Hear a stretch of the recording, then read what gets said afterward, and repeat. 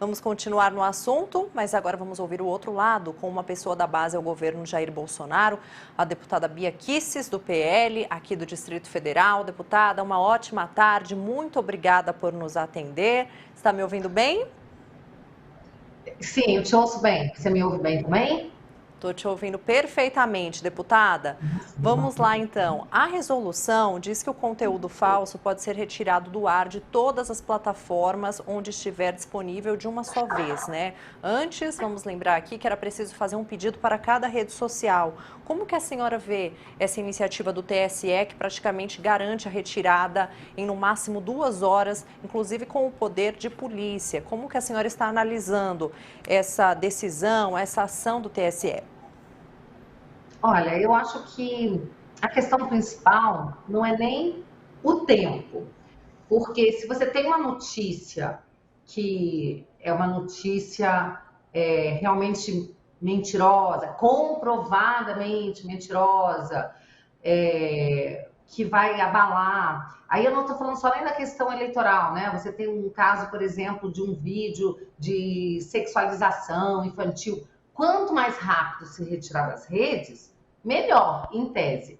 O que eu vejo problema nesse caso é que está se dando um poder de polícia à Justiça Eleitoral que faz uma extensão, tá? Na verdade, é uma extensão de um poder de polícia sobre informação, conteúdo de opinião, tá? Em todos os veículos, rede social, em jornais, em qualquer veículo de comunicação, tá? O que fere, sim, né, a liberdade de expressão e a liberdade de imprensa que está prevista na Constituição Federal. Então, isso acaba se transformando numa clara censura. Não adianta dizer que não é censura. Evidentemente que é censura, porque está se fazendo está se miscuindo na questão do próprio conteúdo da informação.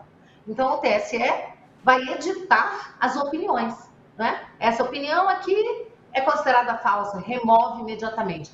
E isso, em um período eleitoral, é de uma gravidade imensa, porque nós já estamos assistindo um desequilíbrio muito grande no jogo eleitoral. Basta ver a quantidade de vezes que o PT recorreu à Justiça Eleitoral para retirar conteúdos da campanha do presidente Bolsonaro.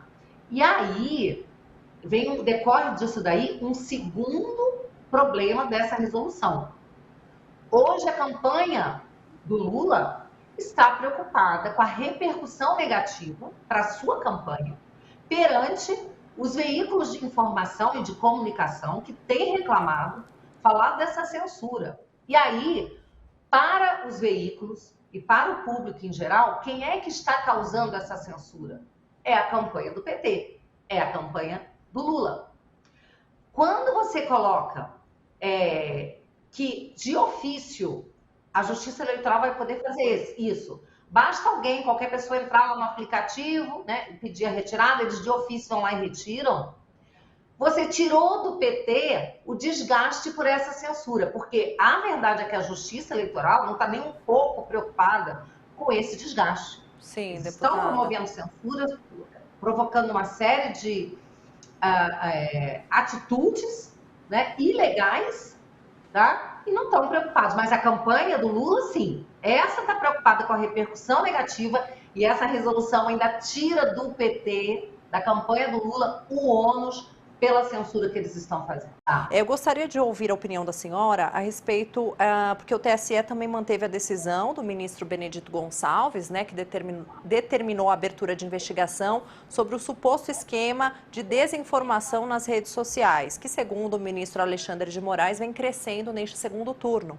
E aí, na lista de investigados, tem o nome do presidente Jair Bolsonaro, canais bolsonaristas que foram desmonetizados. Os apoiadores do presidente falam em censura. E aí eu gostaria de saber se a senhora concorda mesmo que existe aí uma censura. Existe uma censura, ela é muito clara, ela é voltada aos conservadores, não há a menor dúvida disso, porque a gente sabe que o tribunal ele se alinha muito mais, né, ao pensamento dos partidos de esquerda, isso é muito claro, todo o movimento que foi feito, desde soltar o Lula pelo Supremo.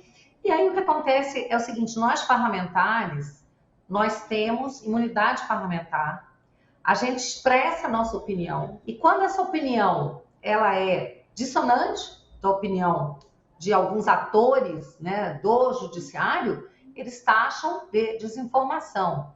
E para isso, muitas vezes, eles qualificam as tais checadoras.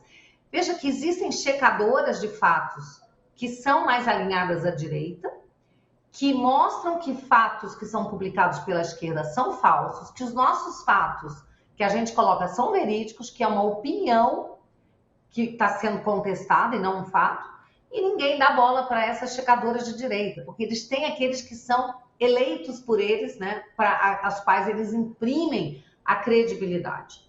Então, eu não tenho a menor dúvida de que é censura, e hoje essa censura ela saiu das redes sociais, ela já está acontecendo em veículos de comunicação como a Jovem Pan, e aí a gente vê essa história de que uma conversa de que é feito um ecossistema, né, todo um sistema de desinformação, como se houvessem pessoas que estivessem arquitetando para espalhar mentiras. Isso não é verdade. Eu, por exemplo, eu sou uma pessoa que tem as minhas redes sociais há muitos anos, antes de eu ser parlamentar.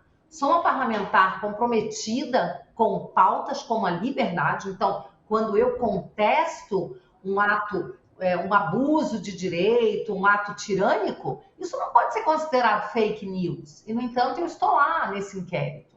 E a senhora sofreu algum tipo de censura? Sabe que, por exemplo, eu fui a primeira mulher a presidir a CCJ, saí de lá respeitada por todos os partidos, e, no entanto, eu continuo nesse inquérito das fake news, que a gente sabe que esse inquérito já foi instituído, plantado, para manter a gente ali sobre o cabresto, né? A gente ficar preocupado. E hoje a gente vê jornalistas que têm preocupação de colocar a sua opinião. Né? Que na hora que eles vão falar, eles dizem, eu estou aqui tomando cuidado com o que eu estou falando. Isso não é bom para ninguém. A censura ela é altamente nociva para todos. Se algumas pessoas hoje estão comemorando a censura de uns, eles podem esperar que a censura há de chegar até eles também. Eu não apoio nenhum tipo de censura para ninguém. Nem para quem está do meu lado ideologicamente, nem para quem está contra mim ideologicamente. Certo, deputada. Agora falando sobre o direito de resposta concedido às campanhas de Lula e Bolsonaro, né? O TSE deu 184 inserções de 30 segundos como direito de resposta ao ex-presidente nas propagandas eleitorais do presidente Bolsonaro e 14 inserções também de 30 segundos, né, de Bolsonaro na propaganda de Lula. Como que a senhora encara essas decisões, essa diferença aí nos tempos? Pois é. Né? Dá a impressão, né, que a campanha do Bolsonaro mente muito e a do Lula mente pouco, né? E a gente sabe que isso não é verdade, né? Então, assim, a campanha do Lula, ela mente o tempo todo, né? E muito, por exemplo, a tal história que eles ficam falando da compra de imóveis, são 51 imóveis com dinheiro pago. A gente já sabe que isso é mentira, né? Não tem nenhum inquérito sobre isso, porque não há menor plausibilidade nessa história. Mas eles continuam mentindo sobre isso. Mentem dizendo que o governo Bolsonaro é o governo da corrupção. Mentem com essa história, continuam mentindo com essa história aí de pintou um clima, que a própria justiça já mandou tirar o vídeo, mas eles não estão nem aí, eles continuam mentindo. Então, dizendo que a Glaze postando, né, que Bolsonaro é pedófilo, que poderiam ter sido evitadas não sei quantas mil mortes no caso da pandemia. Tudo narrativa. E aí, talvez, a campanha do presidente Bolsonaro tenha que ser um pouco mais agressiva, cobrando mais direito de resposta. Não sei se cobrou a mais e a justiça deu menos, eu não cheguei a verificar isso, mas há um desequilíbrio completo. Basta ver que agora nós estamos entrando na última semana de propaganda e o Lula era para os dois candidatos terem o mesmo tempo de TV. Essa era a hora de ter o mesmo tempo. Então, todas essas ações estão gerando um grande desequilíbrio, o que faz com que a gente não possa, de forma alguma, achar que estamos vivendo um processo democrático. O processo eleitoral que a gente vive hoje, ele não é democrático. Além de não ser transparente o suficiente, ele não é transparente e não é democrático. Sim, ouvimos a deputada... Não estou falando aqui só de urna, não, para deixar claro Eu não estou falando de urna eletrônica, voto impresso, não. Eu estou falando que o fato de haver esse desequilíbrio entre as partes, em que uma Sim. parte é totalmente favorecida e o outro recebe umas migalhas, tá? Para não dizer que é só um lado que é atendido, o outro recebe migalhas, esse desequilíbrio é tão grande que isso já faz com que esse processo não seja democrático. Perfeito. Obrigada, deputada. Até uma próxima.